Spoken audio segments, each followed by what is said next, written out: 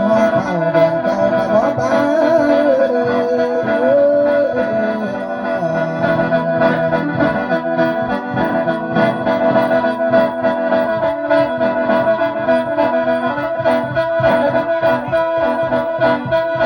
นี่แล้วเพิ่นมาแนวมักเล่นเห็นแล้วบ่ฮอดง่าย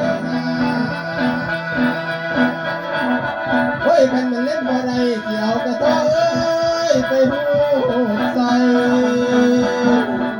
มันเป็นหูดบ่ได้สินอนกินเกี่ยวเอาได้คนงาม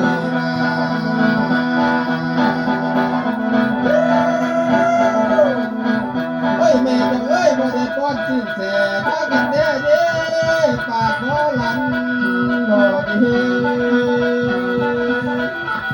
แม่จังเอ้ยบ่ได้ป้อนสิ้นทางข้างกระทางปากก็กินบ่ดอกเฮ้ยใจบ่กล้าสิกวนคงมาหยังเด้คือคนตายข้าหูคือกับผู้ย่ำแลงก็ดี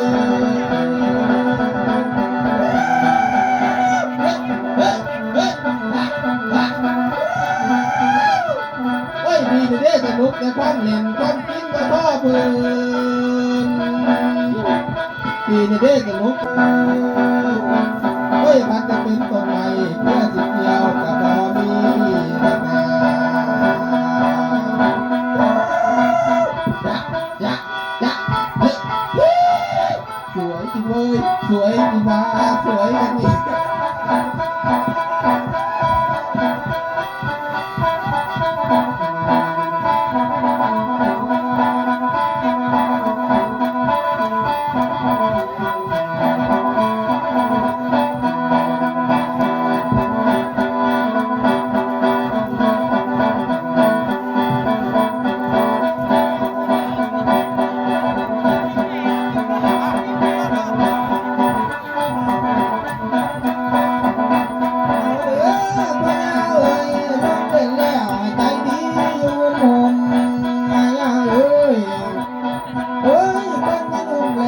บ่มีให้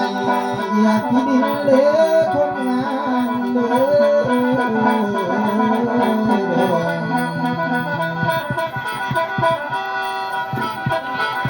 เอาไอ้เตียงผู้ดาวเอาไอ้เท้าคือไปใส่นางงามอยู่เด้อ